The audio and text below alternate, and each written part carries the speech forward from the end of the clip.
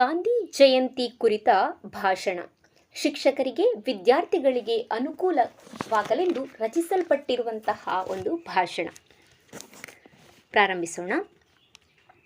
ವೇದಿಕೆಯ ಮೇಲೆ ಆಸೀನರಾಗಿರುವ ಎಲ್ಲರಿಗೂ ನಮಸ್ಕಾರಗಳು ಹಾಗೂ ಗಾಂಧಿ ಜಯಂತಿಯ ಶುಭಾಶಯಗಳು. ಮಹಾತ್ಮ ಗಾಂಧೀಜಿಯವರ ಜನ್ಮದಿನದಂದು ನಾವೆಲ್ಲ ಸೇರಿ ಅವರ ಸ್ಮರಣೆ ಮಾಡುತ್ತೇವೆ. ಇಂದಿನ ಈ ವೇದಿಕೆ ಅವರ ಸ್ಮರಣೆಗೆ ಮಾಡಿಕೊಟ್ಟ ಒಂದು ಅವಕಾಶ. ಈ ಸುಸಂದರ್ಭದಲ್ಲಿ ನಾನು ಅವರ ಕುರಿತು ಕೆಲವೊಂದು ವಿಷಯಗಳನ್ನು ನಿಮ್ಮೊಂದಿಗೆ ಹಂಚಿಕೊಳ್ಳಲು ಇಷ್ಟಪಡುತ್ತೇನೆ. ಪ್ರತಿ ವರ್ಷವೂ ನಾವು ಅಕ್ಟೋಬರ್ 2ರಂದು ಗಾಂಧಿ ಜಯಂತಿಯನ್ನು ಆಚರಿಸುತ್ತಾ ಬರುತ್ತಿದ್ದೇವೆ. ಸತ್ಯ ಅಹಿಂಸೆಯ ಸಾಕಾರ ಮೂರ್ತಿ ಮುಂದಾಳು ಗಾಂಧೀಜಿ. ಭಾರತ ಸ್ವಾತಂತ್ರ್ಯಕ್ಕಾಗಿ ಸತ್ಯಾಗ್ರಹ, ಅಹಿಂಸಾ ಚಳುವಳಿಯನ್ನು ಹೂಡಿ ಬ್ರಿಟಿಷ್ ಆಳ್ವಿಕೆಯನ್ನು ವಿರೋಧಿಸಿ ಅನೇಕ ರಾಷ್ಟ್ರ ನಾಯಕರೊಂದಿಗೆ ಸ್ವಾತಂತ್ರ್ಯ ಹೋರಾಟವನ್ನು ಮುನ್ನಡೆಸಿದ ಮಹಾತ್ಮರು ನಮ್ಮ ಬಾಪೂಜಿ. ಇವರು ಗುಜರಾತ್ನ ಪೋರ್ಬಂದರ್ನಲ್ಲಿ ಅಕ್ಟೋಬರ್ 2, 1869ರಂದು ಜನಿಸಿದರು. ಈ ದಿನವನ್ನು ರಾಷ್ಟ್ರ ಹಬ್ಬವನ್ನಾಗಿ ಆಚರಿಸುವ ಮೂಲಕ ನಾವಿಂದು ಅವರಿಗೆ ಗೌರವವನ್ನು ಸಲ್ಲಿಸುತ್ತಿದ್ದೇವೆ. ನಮ್ಮ ದೇಶದಲ್ಲಿ ಮಾತ್ರವಲ್ಲದೆ ದೇಶಾದ್ಯಂತ, ವಿಶ್ವದಾದ್ಯಂತ ಗಾಂಧಿ ಜಯಂತಿಯನ್ನು ಅಂತಾರಾಷ್ಟ್ರೀಯ ಅಹಿಂಸಾ ದಿನವನ್ನಾಗಿ ಆಚರಿಸುತ್ತಿರುವುದು ನಮ್ಮ ಹೆಮ್ಮೆ ಎಂಬುದನ್ನು ನಾವಿಲ್ಲಿ ಗುರುತಿಸಬೇಕಾಗಿದೆ.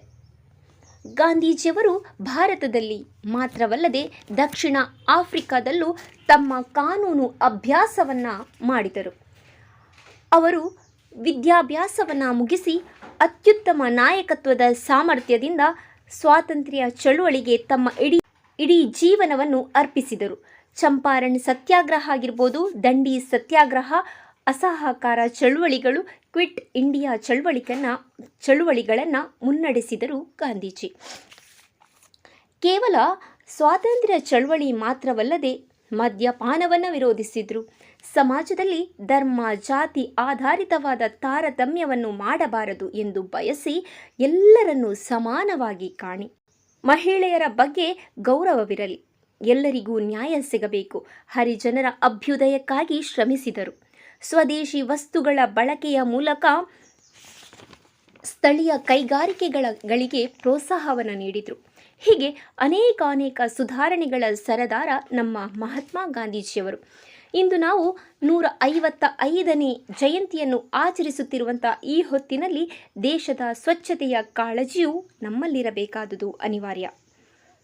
ಇಂದು ಕೇವಲ ಒಬ್ಬ ಮಹಾನ್ ವ್ಯಕ್ತಿಯನ್ನು ಸ್ಮರಿಸುವ ದಿನವಲ್ಲ, ಅವರು ಪ್ರತಿಪಾದಿಸಿದ ಮೌಲ್ಯಗಳಿಗೆ ನಮ್ಮನ್ನು ನಾವು ಪುನಃ ಒಪ್ಪಿಕೊಳ್ಳುವ ದಿನವಾಗಿದೆ. ನಾವು ಸತ್ಯವನ್ನು ಎತ್ತಿ ಹಿಡಿಯುವ, ಹಿಂಸೆಯನ್ನು ತಿರಸ್ಕರಿಸುತ್ತಾ ಸಾಮಾಜಿಕ ನ್ಯಾಯಕ್ಕಾಗಿ ಅವಿರತವಾಗಿ ಅವರಂತೆಯೇ ಶ್ರಮಿಸಬೇಕಾಗಿದೆ. ಭವಿಷ್ಯವು ನೀವು ಇಂದು ಏನು ಮಾಡುತ್ತೀರಿ ಎಂಬುದರ ಮೇಲೆ ಅವಲಂಬಿತವಾಗಿರುತ್ತದೆ ಎಂದು ಗಾಂಧೀಜಿಯವರು ಹೇಳಿದ್ದಾರೆ.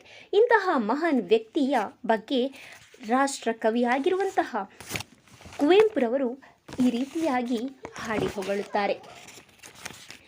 ಮರೆಯುವುದೆಂತ ನಮ್ಮ ಸ್ವಾತಂತ್ರ್ಯ ಶಿಲ್ಪಿಯಂ, ದಿವ್ಯ ದಿನದಿ ಶುಭ ಮುಹೂರ್ತದಲ್ಲಿ ಮರೆಯುವುದಂತೈ ಭುವನ ಗೌರವ ಮಹಾತ್ಮನಂ, ಸ್ವಾತಂತ್ರ್ಯದಿ ಸುಪ್ರಭಾತದಲ್ಲಿ ಎಂದು ತಮ್ಮ ಕಾವ್ಯದಲ್ಲಿ ಗಾಂಧೀಜಿಯವರನ್ನು ಹೊಗಳುತ್ತಾ ಈ ಮಹಾ ಸ್ವಾತಂತ್ರ್ಯ ರಣಯಾಗ ಧೂಮದಲ್ಲಿ ಶ್ವೇತಾಗ್ನಿ ಜ್ವಾಲೆಯೊಂದು ಉರಿಯುತ್ತಿದೆ, ನಿಶ್ಚಲಂ ರಂಜಿಸುತ್ತಿದೆ, ಶಾಂತಿಯಲ್ಲಿ ಹಿಮ ಮಹಾಚಲಂ ರಾರಾಜಿಪಂತೆ ನೀಲಿಯಂ ನಭೋಧಾಮದಲ್ಲಿ ಎನ್ನುತ್ತಾ ಸ್ವಾತಂತ್ರ್ಯಕ್ಕಾಗಿ ದಿಟ್ಟ ಹೋರಾಟ ನಡೆಸಿದ ಗಾಂಧೀಜಿಯವರ ಸತ್ಯ ಅಹಿಂಸೆಯ ಸಿದ್ಧಾಂತ ಬೋಧನೆಗಳನ್ನು ಇಡೀ ವಿಶ್ವವೇ ಇವತ್ತು ಅನುಸರಿಸುತ್ತಿದೆ ಎಂದಿದ್ದಾರೆ ಕವಿ. ಇಂತಹ ಮಹಾನ್ ವ್ಯಕ್ತಿ ಕೇವಲ ಮಾನವೀಯತೆಯ ಪಾಠವನ್ನು ಮಾತ್ರ ಕಲಿಸಲಿಲ್ಲ, ಇವರು ಬದುಕಲು ಸರಿಯಾದ ಮಾರ್ಗ ತೋರಿಸಿದವರು.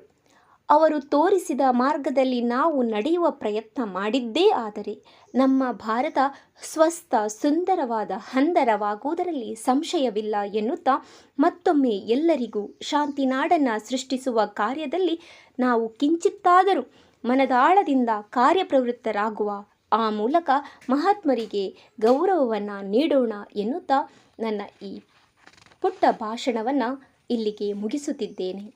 ಜೈ ಹಿಂದ್, ಜೈ ಭಾರತ್ ಮಾತೆ.